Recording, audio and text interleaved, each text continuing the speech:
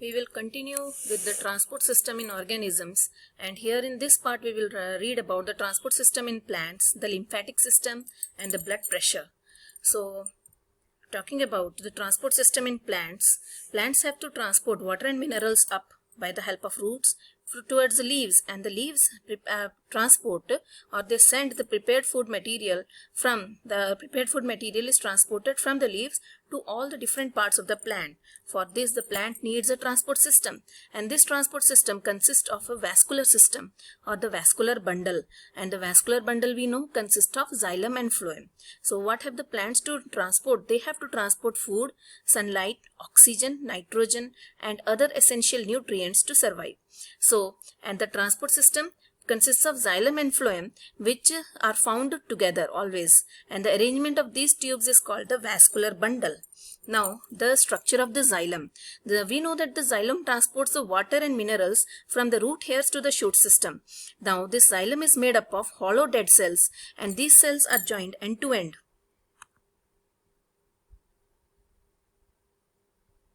These cells are joined end to end, and you can see the walls of these cells, the adjacent walls of these cells are ruptured, and it has now become a continuous tube from the root up till the leaf. Okay, so the cell with the end walls of the cell wall has disappeared to form a long tube.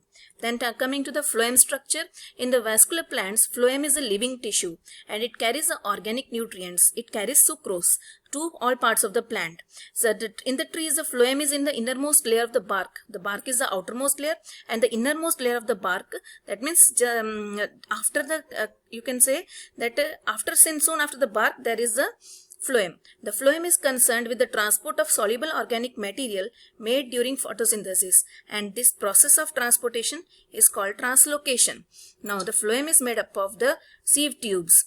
These sieve tubes, you can see here, the sieve tubes are so called because their end walls are perforated. Okay, and these perforated end walls are connected, so it and near them are these green colored companion cells. They contain nucleus and dense cytoplasm, and it contains a lot of sucrose also. From this only sucrose is transported.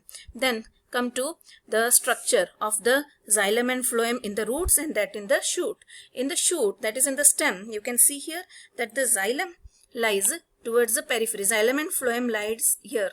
The xylem and phloem, they lie towards the periphery, outer side of that girth, or you can say outer side of the ring. Whereas in the roots, the xylem and phloem are lie towards the center. And here also you can see that there is a blue colored pipe. This blue colored arrow, it is only one sided. That means it carries water and minerals from the roots to the shoot or to the plant body or to the leaf, and these carbohydrates which are being carried with this double arrow, that means these are the phloem. Okay, phloem carries water carbohydrates to all parts of the plant wherever it is needed, wherever there is a need.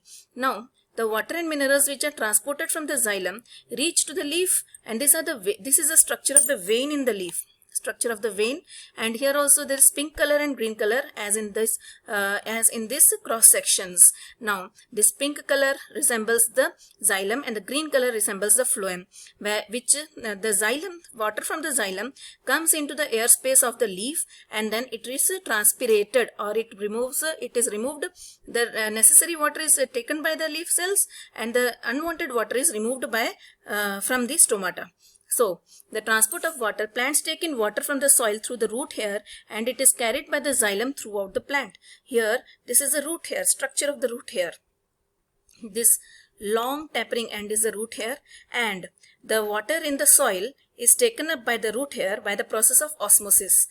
In what happens? Outside water is dilute and the cell sap is concentrated. So the water will move from outside to inside, and then it is pulled through the layers of the root, that is from the epidermis. Epidermal hair is the root hair, and then from the epidermis to the cortex, and then into the xylem. Through the xylem it is transported upwards, straight upwards. Then the transport of water, when water molecules approach, they stick to each other by adhesion force, forming a continuous string of water molecules up to the leaf. Now water enters the xylem in the roots by osmosis. Water is constantly lost by transpiration, and when one water molecule is lost, another is pulled along. I told you, here it's written that the water molecules adhere to each other, okay, by the force of adhesion. Okay, they do not, when one molecule is being pulled up due to transpiration upwards, so due to transpiration, when the water is being pulled up, the other molecule which is attached to the first molecule is also pulled up. So the whole chain of water is being pulled up through the tube of xylem. Okay, then this transpirational pull is the main cause of water movement. When water is lost through transpiration, water from the xylem vessel in the leaf will travel to the cell to replace it. Water is constantly being taken from the top of the xylem vessels to supply the cells in the leaves. So from the xylem at the top, it is being taken by the leaves, and then it reduces the pressure in the xylem which is present upward. Hence, this to make the equilibrium in the pressure, so that means because there is a low pressure up in the upper xylem, so from the lower xylem the water flows towards the upper xylem, and that is all due to the pull of all due to transpiration. This reduces the pressure at the top of the xylem, so the water flows upward, and this process is called as transpirational pull. Now you can see here water is being pulled up. Then the transport of food. Translocation is the movement of sucrose and amino acids in the phloem. In the phloem, the sucrose is made, and amino acids or proteins are also made. So from the region of production to the region of utilization, where it is made in the leaf and wherever it is needed by the plant, that is the place of utilization. Now where it is made is called the source, and where it is needed is called the sink. Leaves are generally the source, and sink is the root, flower and fruit. Now here you can see in the picture that here sucrose is made. Now due to transpiration, water is pulled up, and because from this sucrose, from this leaf cells, the food is sent to the companion cell of the phloem. Now here there is more concentration of glucose, and from this companion cell it is sent to the sieve tubes. Because here there is more concentration of glucose, so water from the xylem is pulled into the phloem. Okay, diffuses into the phloem. Now from the phloem, here this is the source cell. Now and when it gets water and minerals, everything, at that time it is able to flow through the phloem into the required place, that is a sink cell.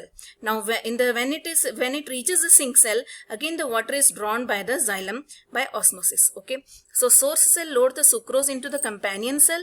The sucrose enters phloem, reducing water potential. So water is taken up from the xylem by osmosis, raising the pressure potential in the sieve tube.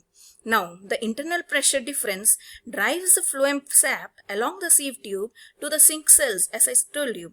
Then the sucrose is unloaded into the sink cell and increasing the water potential in the sieve tube. So, the water moves back into the xylem by osmosis. So, this is the process. Then, we will talk about the lymphatic system. The lymphatic system is closely associated with the circulatory system.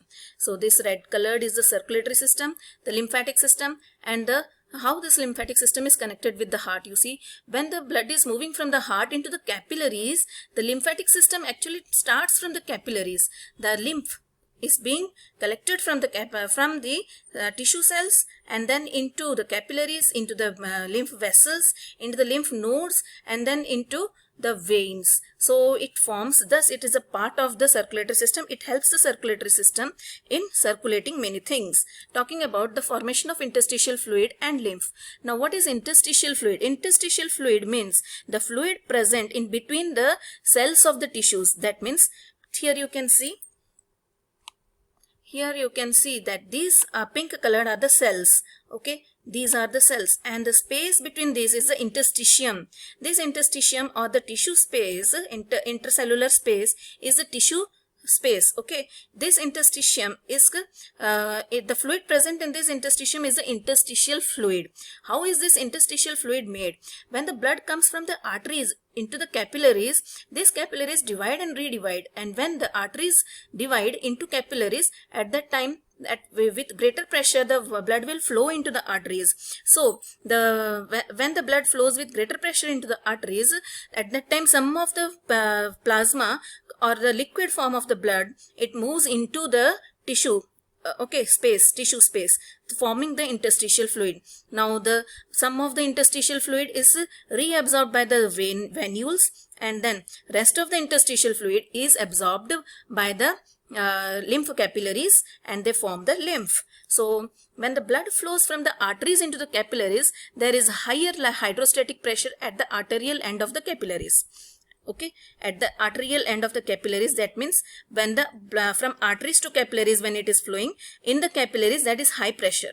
This high pressure forces some fluid out through the capillary wall into the intercellular space. So some of the fluid material from the capillary moves into the intercellular space, because capillary are very thin lined, and from their pores the liquid flows out. Once the fluid leaves the capillary wall, it is called now tissue fluid or interstitial fluid. This interstitial fluid fills the space between the cells, and then this fluid has not been reabsorbed into the interstitial fluid that has not been reabsorbed into the bloodstream goes into the lymph capillaries. So here it is, here these are the cells. Sorry. These are the cells, this pink colored, and you can see here white colored branched structure which is uniting. This is the lymph. So lymph vessels, this is the white colored thing is a lymph, and these vessels are the lymph vessels or lymph capillaries. You can see these capillaries are from the arterioles, they form capillaries, and capillaries rejoin to form the venule. But the lymphatic system or the capillaries, they are blunt. The lymph capillaries are blunt. They are not opening or they are not joining to form anything. That means they start from the interstitial fluid, they collect the interstitial fluid, and then they unite to form the main lymph nodes and lymph vessels. The composition of the interstitial fluid is similar to the blood plasma. It consists of water, dissolved nutrients, hormones, waste products, gases, small proteins, and leukocytes. It has no erythrocytes. That means it does not contain RBCs, because RBCs are larger in size, but WBCs are larger. But what happens? They are amoeboid in shape. They can change their shape and they squeeze through the walls of the capillary into the tissue fluid, forming the tissue fluid. Okay. Then coming to the interstitial fluid is important because it forms the internal environment of the body. It supplies the cell oxygen and nutrients which diffuses from the blood through the interstitial fluid into the cell. So all the part where the capillaries are not there, there the interstitial fluid will supply the required materials to the body. Excretory waste products which are present in that part of the body are collected by the lymph and then into the lymph capillaries. They diffuse out of the cell into the interstitial fluid. The lymphatic system is a one-way system. I told you they are blunt. Okay, they are not opening to somewhere else, but they carry and they unite to form larger vessels consisting of network of lymph capillaries, lymph vessels, and lymph nodes. The lymph capillaries are blind-ended tubes. They are located in the spaces between the cells. The interstitial fluid that has not been reabsorbed into the bloodstream goes into the lymph capillaries, and this fluid is known as lymph. So you all understood this one? The fluid that is not reabsorbed by the veins is going into the lymph capillaries. Once it goes into the capillaries of the lymph, it is called lymph fluid. It is known as lymph. So here you can see that the arteries divide to form capillaries in between the tissue, and in this tissue fluid you can see this green colored structures or these green colored branches. They unite to form, these branches unite, these branches are called the capillary, lymph capillary, and they unite to form the lymph vessel. This lymph vessel open into lymph nodes. Okay, so these lymph nodes then will open into the main vein of or to the thoracic duct. That is the main vein of our body. Now, structure of the lymphatic system. Lymph is a colorless fluid, and lymph capillaries converge to form the lymph vessels. Lymph nodes are located at intervals along the lymphatic vessels. They produce lymphocytes. These lymphocytes are the type of WBCs that help to protect the body against infection, disease germs. Lymph contains a higher number of lymphocytes than the blood, and within the lymphatic vessels are one-way valves also, so that the blood does not go backward, but it has only one direction of flow and continuous flow to prevent the backflow of the lymph. Now, lymph is returned to the circulatory system by a thoracic duct and right lymphatic duct. Here you can see that lymphatic system. Here you can see from the various parts of the body, it is put into here. This blue colored structure is the main vein, okay, subclavian vein. Into the subclavian vein, right and left subclavian vein, the lymphatic ducts open and the thoracic duct open. This thoracic duct and lymphatic duct both are the lymph organs, okay. Then here you can see the various tract of lymphatic capillary joined to form vessels, joined to form nodes, joined to form trunk, joined to form collecting duct, and the subclavian vein. So here I was that the right lymphatic duct transport lymph from the right side of the head